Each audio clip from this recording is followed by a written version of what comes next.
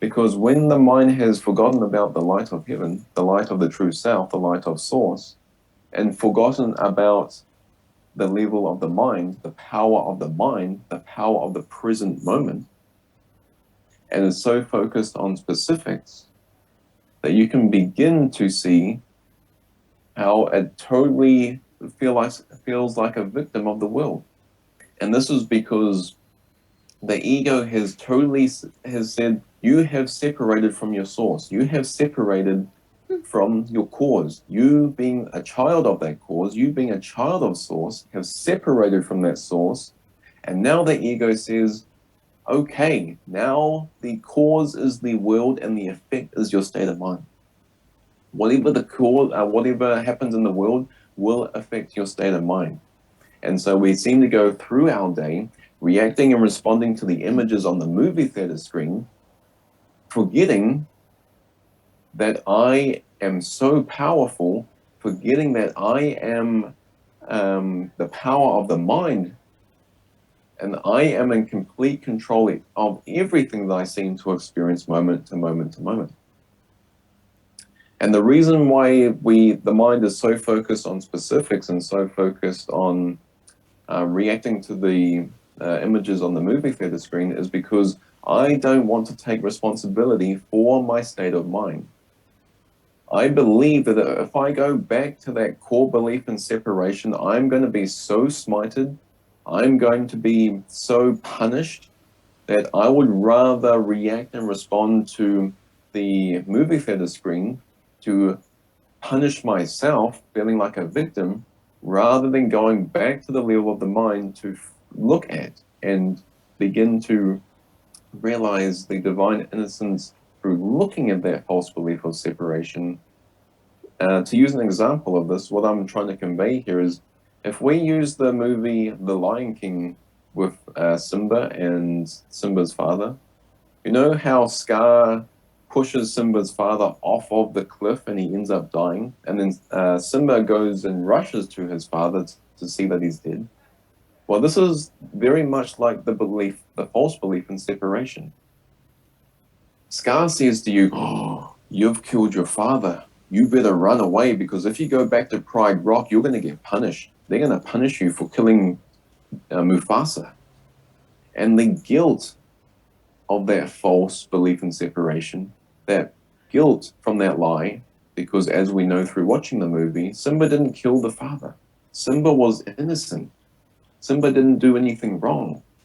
It was Scar who really killed the father. It was Scar, in this analogy, that seemed to kill Mufasa. But since Scar, he's that little trickster in the mind, he said to Simba, oh, look what you've done. And you can see how the misperception comes in from this point of view.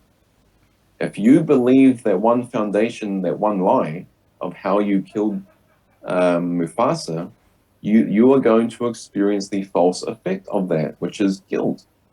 And then all of a sudden, you've got the false effects of this false belief, which is the unloving thoughts in the mind, the roller coaster of emotions that arise in your awareness emotionally, and the distorted and the fragmented perceptions of the world. And all of a sudden, you're reacting and responding to the movie theater screen, totally forgetting how you are wanting the upset, how you are wanting everything you seem to experience. Because the ego is in the mind going, ooh, if you ever go back to that scenario of where you killed the father, you're going to be punished. But the spirit, the true self, is telling you, beloved, if you go back there, you are going to see your divine innocence. You are going to see how Simba, you are so innocent and you are so loved, and how you never did anything wrong, that if you go back to Pride Rock, you are going to be the rightful king of everything the light touches. And so, using this analogy, you can kind of open to the realization how all of the seeming upsets that I seem to experience day to day are just a projection of the one upset of the false belief of separation. Believing I separated from the Father, I truly did that, and now I am guilty of that because if I ever go back there, I'm going to get punished. And so I now want to play out the belief in the victimization. I want to play out the belief in being a victim so I can punish myself for what I believe I did rather than be smited by Source. And so here we are just reversing cause and effect through reeling in the projections that the ego seems to project out onto the movie theater screen.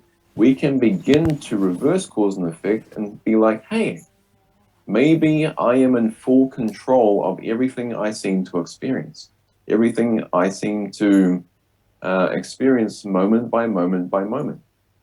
Maybe I am not at the victim of the world. Maybe I am not at the mercy of the world. That is a truly freeing experience, because then what does that imply?